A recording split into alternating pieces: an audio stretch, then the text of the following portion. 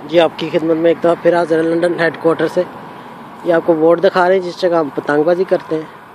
तो आज बाटक मेरी साहब भी हमारे साथ मौजूद हैं, हैदर शरवानी भी मौजूद हैं, कुरैशी जी मौजूद हैं। आपको दिखाएं ये पार्क है जहाँ पे पतंगबाजी हो रही है यूके में।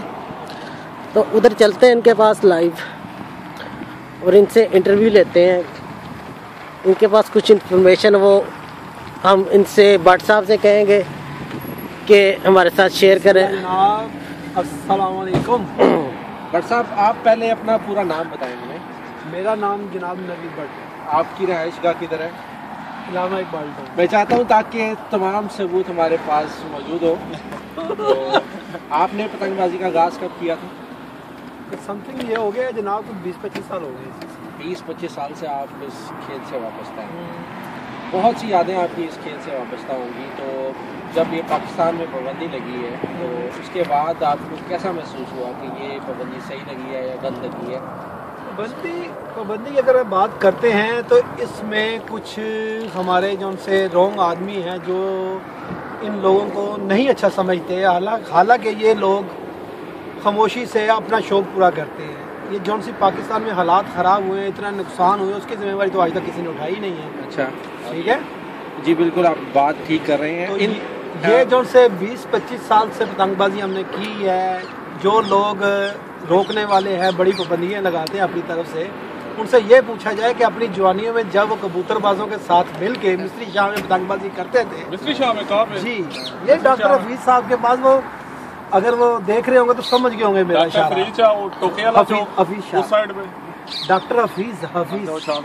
अच्छा भट्ट साहब, हम लोग जिस तरह कि आप यूके में पतंगबाजी कर रहे हैं, हमें आज तक किसी ने नहीं रोका और हम बड़ी सेफ गाइड कायम करते हैं। तो आप क्या मैसेज देना चाहते हैं कि पाकिस्तान में जो लोग पतंगबाजी अभी भी कर रहे हैं, क्योंकि हमारी इंफॉर्मेशन के मुताबिक बहुत पतंगबाजी हो रही है और मुख्तलिफ शहरों में बसंत भी मनाई जा रही है, जिस तरह कि कल मनाई गई साहिवाल के अंदर बसंत।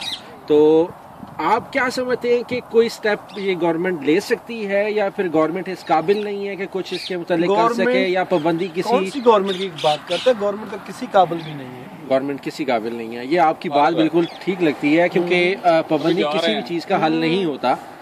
आप क्या राय देना चाहेंगे? पाबंदी सही है या इसके? पाबंदी तो उन लोगों के लिए होनी चाहिए कि जो रॉन्ग डोरे उड़ाते हैं, ठीक है जी। ये जैसे हम लोग शौक कर रहे हैं, हमारे हालात ये हैं कि हम आज जिन्होंने हमारे ऊपर 100 साल हुकूमत की है जी, हम उनकी पनाह में आगे पतंगबाजी कर रहे हैं जी, और हम फिर ये कहते हैं कि जी ये ऐसे हैं, ये ऐसे हैं, ऐसे हम अपनी इंजॉयमेंट इस जगह पे आगे कर रहे हैं। पाकिस्तान में हालात तो हमारे ऐसे हैं कि जैसे हम किसी पराए मुल्क में जाके उड़ा रहे हैं। हालांकि इनको चाहिए कि एक ये रिफ्रेशमेंट के लिए हमारा साथ देना चाहिए, हमें एक जगह प्रोवाइड कर दी जाए कि वहाँ जाके हम अपना ये शौक करें। ठीक है जी, बिल्कुल आपने ठीक बात की है।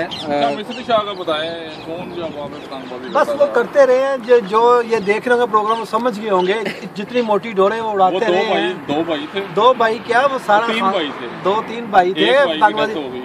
हाँ जी, बड़ी खूब पतंगबाजी करते रहे। अच्छा, इससे कसौटी स्टार्ट करते हैं। कसौटी स्टार्ट करते हैं। वो 3 भाई सर पे उनके बाल तो नहीं थे अभी बिल्कुल पहले लगवाए थे, एमकेएम ने एतराज किया था। हाँ जी, ये वही 3 भाई तो नहीं जो पंजाब में रहते हैं जी। जिस तरह के आप सारे समझ गए होंगे, जो हमारे नाजरीन है, कि ये किन लोगों की बात हो रही है। हमारा छोटा सा मैसेज है कि पतंगबाजी बहुत सेफ तरीके से हो सकती है, सिर्फ इसकी मैन्युफैक्चरिंग कंट्रोल्ड हो तो डोर भी में चले जाएं, बारीक आ सकती है, गुड्डे भी छोटे हो सकते हैं, पतंगे भी छोटे हो सकती हैं, सब कुछ हो सकता है। लेकिन अगर तो नीयत हो तो ये दोनों भाई आ गए।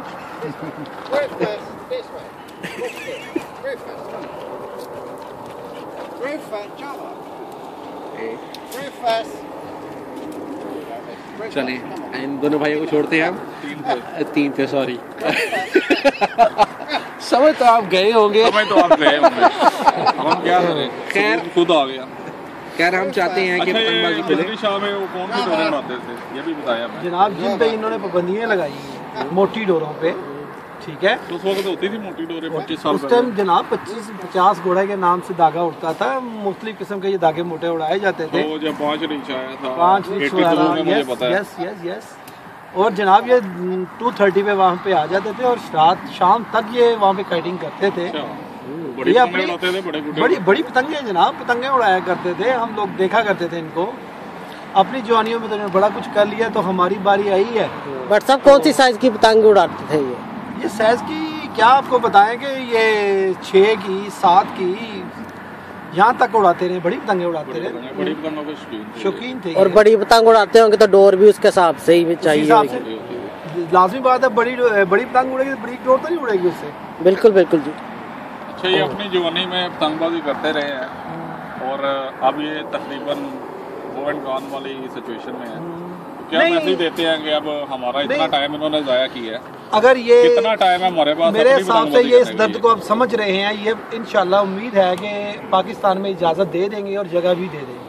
नहीं, लेकिन 5 साल हुकूमत करने के बाद और एक चीज़ के ऊपर पाबंदी लगा के रखी है, बल्कि वो कोई भी चीज़ जिसका उनको सोल्यूशन समझ नहीं आता, पता नहीं पाकिस्तानी लोग उन्हें किस तरह सिलेक्ट कर लेते हैं कि जिस बंदे के पास एक प्रॉब्लम का सोल्यूशन नहीं है वो हेड ऑफ द स्टेट बन के बैठे हैं। खैर, ये तो चीज़ आप एक छोटे से बच्चे से भी पूछेंगे तो आपको 15 हल चीज़ों का बता देगा। आई डोंट थिंक सो कि ये इनके ब्रेन्स कहाँ हैं, कौन लोग इनकी थिंक टैंक्स हैं जो कि सिर्फ एक पाबंदी लगा देने से चीज़ों को ख़त्म करना चाहते हैं। यही लोग थे जिन्होंने पहले एक ऐसी चीज़ पे पाबंदी लगाई थी, तो जिसका मैं नाम नहीं लेना चाहूँगा, फिर वो शाही मोहल्ले से उठ के पूरे लाहौर में फैल गई और पूरे लाहौर में ये बदकारी फैल गई। अभी हम देखते हैं कि लाहौर के अंदर क्या, अब लाहौर में जो शौक हो रहा था अब लाहौर से बाहर फैल गया। साहिवाल, गुजरांवाला, फैसलाबाद, ये छोटे छोटे शहर जितने भी हैं तमाम में बसंतें हो रही हैं और वहाँ पे तमाम शहरों के अंदर लोग पतंगबाजी कर रहे हैं, लेकिन सिर्फ ये इनका जोर सिर्फ लाहौर की वहाँ पे चलता है। मैं लाहौरियों से कहना चाहूँगा कि तो मुगे ने